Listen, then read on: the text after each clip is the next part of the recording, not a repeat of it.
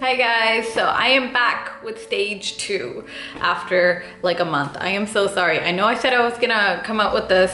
I'm not even gonna explain myself because I am horrible at it and I do this every time, so never mind. For those of you who haven't seen stage 1 of toxic relationships, I suggest you go take a look at that video before you continue with this one. The link should be somewhere on my channel, or I'll try to add it on to the screen right now. I don't know how to do that, but I will try. See, now we're gonna talk about stage 2. In this stage, the narcissist who once loved, admired, cared for you, in this stage, he will begin to criticize and pick at every little thing you do.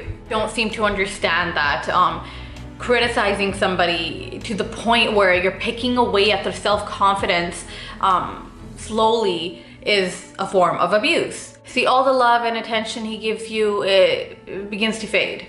He starts asking more of you while giving you less. Most women tend to get confused by the sudden change in behavior, and I feel like we as women try so much harder to fix what we think is broken. See, the thing is, it's not, he hasn't clarified. He hasn't said to you, hey, we have a problem. He hasn't said anything to you. It's just his behavior has changed. The way he treats you has changed. The love is fading. The caring is fading. And now it's all about criticism. You will try harder to please him. You will try harder to make sure that you can restore the relationship to how it was before, the happy honeymoon phase. Ladies, the narcissist he'll notice this. He'll notice that you're trying harder. He'll notice that you're trying harder to please him. The once confident girl, the really confident girl, is now in despair, trying her hardest to please him. When I'm talking criticism, I'm talking you've gained a little bit of weight or you've lost weight. It can start from, I personally think that it can start from comments like this. I don't believe these comments are small. I don't think they're not a big deal.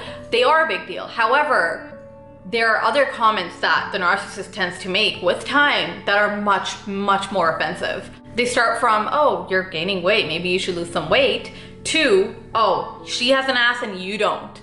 A man that constantly makes you feel like you need to compete with other women, his desire to emotionally control you, it gives him pleasure. This is a need for him to feel superior and to feel in control, and that is exactly what he is going to do to you in this stage. It could be comments such as, oh, Aaron's girlfriend did this for him. What did you do for me? He could start hinting that your body is not his idea of perfection, but he might not say it directly, he could say it indirectly. Or it could be, oh, Aaron's girlfriend has an ass, you don't. Why don't you have an ass? You know, it could be direct or indirect, like constantly nitpicking at your physical appearances when there is absolutely nothing wrong with you. He wants you to think that there is something wrong with you. During this stage, no matter how hard the victim tries to be perfect, to do things right according to him, it's never enough. I'm telling you now, it is never enough. You can try your hardest and he will not be pleased. You do not live to please a man that is putting you down. You do not live to please somebody that does not appreciate you. The crucial part to the second stage is that the narcissist will be hot and cold, up and down all the time, and the victim will feel like they're running on eggshells because he will inflict pain upon you. He will cause emotional distress. He will constantly badger you. At this point, I feel like it'll be hard for you to go out with your friends. You can't go out with your friends without him blowing up your phone, leaving you text messages on text messages. You'll get a text message, him saying, hey, what are you doing? What are you doing? Turns into, where are you? Where are you? Turns into, why aren't you answering my texts? Why aren't you answering my texts? Turns into, where the fuck are you? He has now begun swearing out of anger, out of the frustration that you have apparently caused him. Leads to your friends are all sluts, you're a slut, you're probably hoeing around, you name it, it doesn't end. These text messages, you're gonna get them all night long. Being with a guy this controlling and this manipulative, you will eventually lose your friends, you will lose your family, you will lose any and every relationship you have aside from the narcissist himself. Let's say you go out, he's mad that you went out. He's swearing at you. He's messaging you, calling you a bitch, a slut, a hoe. You come home, he's still mad. You fight, you go to bed. You wake up the next day and he's sending you messages saying, babe, I'm sorry, I really love you. He knows when to provide glimpses and crumbs of the first stage, from when he was caring and loving and affectionate and giving you compliments just to keep you hooked. This will run through to the second stage, where he will fight with you, he will disrespect you, call you all these names, and the next day he's gonna be telling you that he loves you because you know what? That's gonna melt you. He knows that that's gonna keep you hooked, that's gonna keep you around. Understand that he will disrespect you again and again, apologize again and again, and it's gonna be this whole cycle, never-ending cycle. So get yourself out of this situation before it gets worse.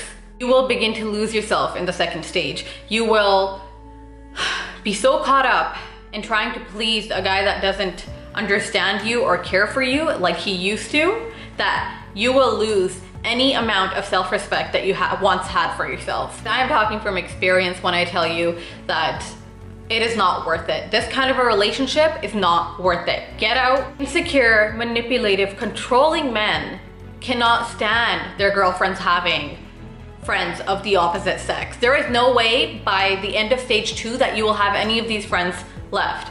This isn't me trying to be negative, to be honest. This is the truth about these kinds of toxic relationships, the relationships that no young woman or any woman should have to be in. You deserve all the happiness. You deserve respect. You deserve a beautiful, beautiful companion inside out. You do not deserve to be treated like crap. The second stage is when the verbal abuse begins. He will imply that you're stupid. He will imply that you're dumb. He will imply that nobody else wants you. He will imply that you are a bitch, you are a hoe, that you're dirty, that you are not worthy of love or respect. But you ladies need to understand that that is not true.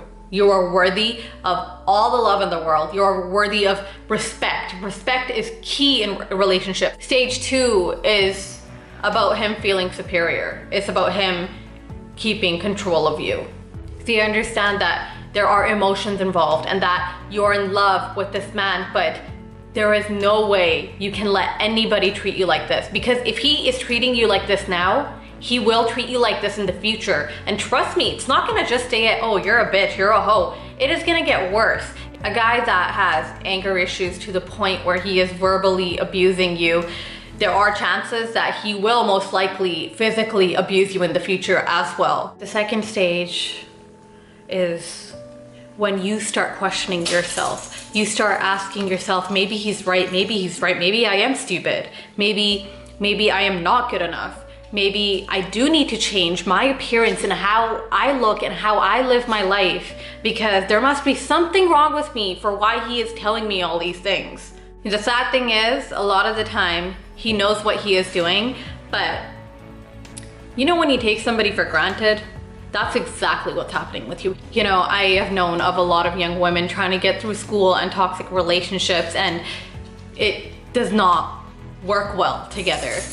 To the young girls that are in high school going through this kind of stuff, to the girls that are in post-secondary trying to get a degree and facing constant verbal abuse, and to the girls that are in marriages facing this abuse, you need to get out before this destroys your life. You're gonna be so tired and exhausted from all the insults that he is gonna be throwing your way.